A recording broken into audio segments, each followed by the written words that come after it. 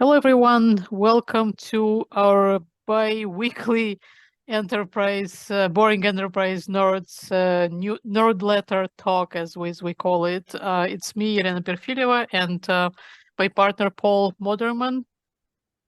We gather every 2 weeks or so. Sometimes sometimes there is a break, and we talk about the subjects that we are gonna write about in the next issue of our Boring Enterprise Nerdletter. So super excited for discussion today, and it's my turn to start. So I will go first. Let me just share my screen briefly with Give you. us the goods. Yeah, Give us the goods. There we go. so if this is your first time to this video, we each write 3 stories for our newsletter. Sometimes we have bonus subjects that we are kind of thinking about. So sometimes we have more than 3 in this conversations, but in the newsletter you will only see 3 of them, and I have just 3 this time. So Oh, good. have many links open, but only 3 subjects. So one big subject that I can loosely define as was some kind of Microsoft Azure Day on SAP community recently. There were several blog posts that talk about SAP ABAP environment availability on Microsoft Azure. It's a Steampunk is now available on Azure, as you see this grand announcement here. There are also posts by very well-known SAP enthusiasts who work at Microsoft. Holger is one Hey, of there's them. Holger. Yeah, so he's very interesting post, the ways of modern ABAP developer. Now with more Microsoft. And the second blog is from Martin, Kickstart Your ABAP platform integration journey. So I just want to highlight all those goodies from SAP community, and it's been just really great. I think group of people. I think they call themselves Microsoft Ninjas or something like that. We have the whole list of all those great people in our Twitter account. So it's also good opportunity to once again highlight this really amazing group, and very excited to have them in SAP community. And it's really cool because between Martin and Holger and a couple other names out there, there's quite a great Dr. Christian Lechner also as well maintains a really great list on GitHub of a weekly set of SAP / Microsoft news. And like and honestly too, like underneath this sweatshirt, underneath this sweatshirt is my Bodark shirt. Like my company, we're very in the SAP plus like Azure / Power Platform like mashup space. So all these names you're showing me here, like I'm in their fan club already because these guys are doing cool stuff.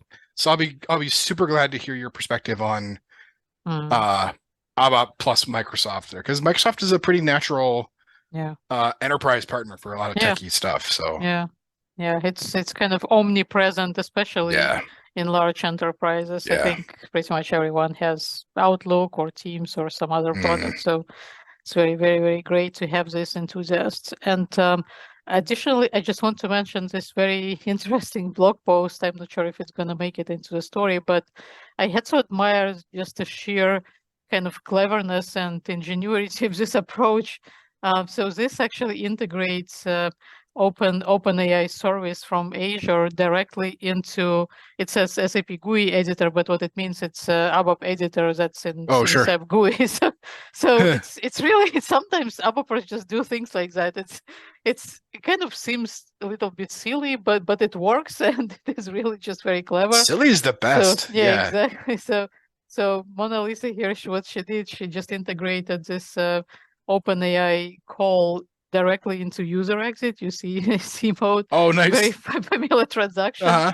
And this is integrated into the patterns. There is pattern button, which I love personally in the classic ABAP editor. So after doing through all those steps, and there's very detailed instructions in this blog post. You can see there is even visual demo, which is very, very nice. So you can get like ChatGPT writing your ABAP code in real time. Right in SE80. Yeah, right in SE80. So yeah. I mean, quality of code as always is questionable, but I think it's just a very, very neat and very interesting idea. So, all right.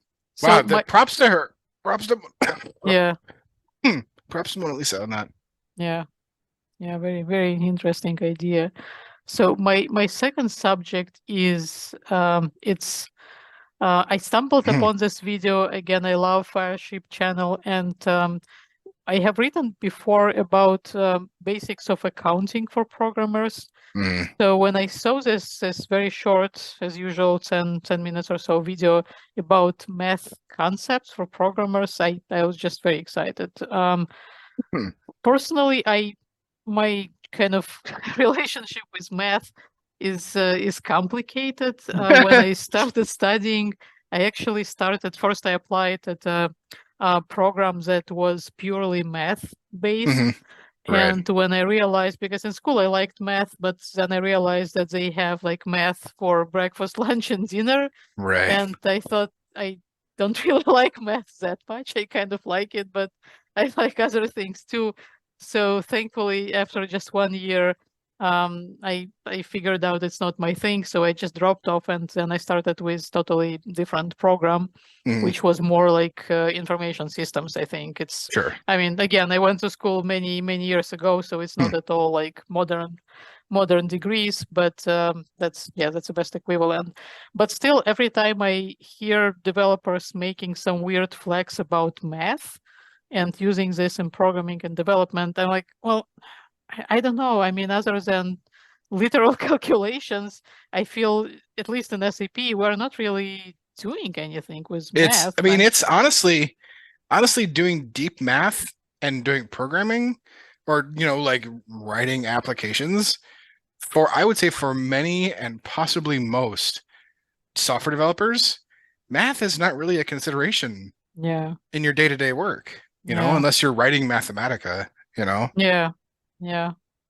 So I'm not really sure this very super relevant as a practical kind of practical thing for SAP developers. But what I really loved about it, and that's very typical for all Fireship videos, that explanation here, it's simple explanation of complex concepts, and also makes it relevant for programmers. So we studied math, but when I did study it, it was completely separated from programming subjects. So here was a super, annoying professor who was very math focused, but he never made it relevant for us.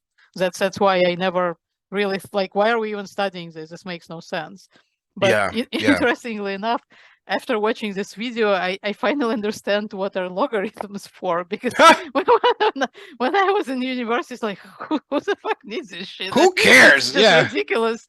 There's all this stupid stuff. I mean, who cares? But this was really super simple and very interesting explanation. So I think it's best 10 minutes spent probably learning about math for any developer. All right, so enough advertisement. That's good. I like that. So my third subject doesn't really have any article or video or anything behind it. There is an interesting concept. It's in the United States. We have Father's Day in June. And it kind of coincides with graduations at high schools and colleges, universities. So we have these concepts of dads and grads that is loosely used by marketing usually to sell some goods. That's funny. So I think about writing about career advice also for dads and grads, because I think what can apply for just recent graduates also can apply for, let's say, dads that might be changing their careers from something to SAP. So that's kind of my angle with this. Nice. Trying to very loosely coupled joke here somewhere. I like it. So that's kind of, again, Jelena's nice and accurate career advice for dads and grads. That's That's my loosely defined subject. Beautiful. I look forward to that for sure. Yeah, that's all for my stories. All right, here comes over to you, Paul. Here comes old Polly busting the door down with some fresh. There better be some AI. Oh, don't worry. I think there's at least two. There's at least two with AI in them, so don't. We're gonna be okay. So this first one is a story by a data guy, and but the tagline here is getting business leaders to buy into AI has nothing to do with AI, which has been kind of a drum that I've been beating too, and a lot of people I think too, is that like buying something isn't buying it for the AI, it's buying it for what the AI does, right? And this guy goes and talks about the point here, or one of the points going on here is not so much that, but it's more like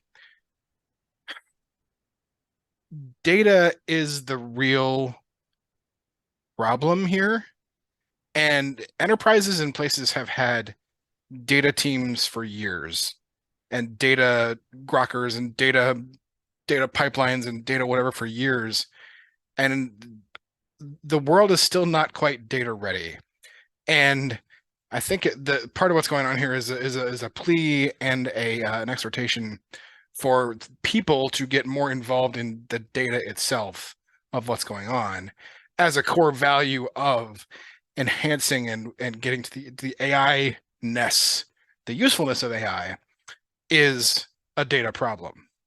And I totally agree in I think anyway. I want to read through it and make sure more. So there's a lot of here about SAP DataSphere, SAP marketing, Sapphire stuff a little bit too, all that generative AI stuff here, but like a very data person centric take on that, which I think is really cool and really nice. Second piece here is it's very small, but there's a trend happening now. People, here's a story about Google. Other story about Meta is linked in here too. Like the tech places and the other places are getting pretty antsy to get people back in the office. You know, it's becoming more and more of a thing. And I was reading this somewhere, maybe Twitter, maybe where else, I don't know where it was, but it kind of rang true to me, is that there's like, I kind of feel like that push is coming from the people who are nervous that other people might see that they don't do a whole lot. And what I don't mean is like the worker bee level people. I mean the middle managers. Oh yeah. Who kind of like push papers around a little bit all day long. Yeah. And if they don't have people to sort of wander through cubicles and like shake their finger at, that they get kind of nervous that they're not providing their value, is like my secret little conspiracy theory about this stuff, where the push for that is coming not from the people who are just doing the tasks. It's from like the middle-ish management up of we need to justify our lives, and that means being among our subordinates and poking them with our fingers physically or something like that, right? So there's a take in there somewhere. I just revealed part of my take just now, but I think there might be more. But this is a loose one. I don't know if I'll do this one or not. Well, but it's interesting to see that the tides are changing, though, right? Yeah, this is kind of the worst hidden conspiracy theory, I would say, because on Reddit there is a whole anti-work sub. I would say it can be sometimes too aggressive, but there have been some valid discussions that are literally stating this exact thing. This is not the workers who want this or need this. And there are definitely groups of people who want to go to the office for whatever reason, but people who are pushing others to do when they don't want to go to the office, those are clearly mostly middle managers. And I totally agree with you. They were already, many of them were pretty useless before, and now it's just becoming more obvious, probably. Yeah, so just like many things, poor management, but I would say people just keep pushing back against it, because otherwise I feel it's gonna go back to, again, this really toxic culture, sitting in cubicles and driving for hours for no reason. I mean, that's it. Okay, so I totally with you there. Yeah, I'm with you, because I think I had this for a while there. I felt like we had moved forward on something. I felt like we were like, okay, good. We've gotten sort of a fundamental change that's, I think, pretty good. But now everyone's kind of starting to get a little bit of a clamoring for, okay, bring it on back. But like, I just, in my heart of hearts, I don't think we need to. No, no. So resist, people. Resist. Join the resistance. Yeah. Join the rebellion. Yep. Okay. Next one. Here's two of my pet things joined to one, which is low code, no code increases dev agility. But is AI going to assist that or fight it? Right? Oh boy. An interesting take on how it's one of those questions where, like, does the advance of AI, even into sort of its like beginning stages of code generation, is that going to enhance the low code tools, or is it going to enhance the pro code tools and push out the low code tools? Yeah. Right? That kind of thing. Like, there's this weird, like, it's too big of a party right now. Somebody's got to like go outside and be the designated driver or whatever, right? Yeah. So it's because and I mean, honestly, it's an interesting question too, because I've even heard like people that I talk to regularly about this espouse more than one position on this spectrum, and I don't even know where I stand, really. If I think about it, I don't know where I think it all will shake out, but it's an interesting mishmash. I think it's kind of gonna be like DVD wars or something like that. So, and I again, I don't really have strong like stand on it, but I'm thinking, I mean, AI kind of has a better chance at winning if this becomes a war. So yeah, it's very interesting. Where does it even leave all those low code, no code tools? Will it be the next Betamax or whoever lost that war? No one even remembers. Funny part. And of course the other thing is, like, is AI a better companion for low code, no code? I don't know. So or maybe maybe they can kind of be friends. Who knows? But it's going to affect our competition in some way in our day jobs. You know what I mean? Yeah. And finally, my fourth one, which is, I don't know whether this one or the other one will go in there. Salesforce. I like it.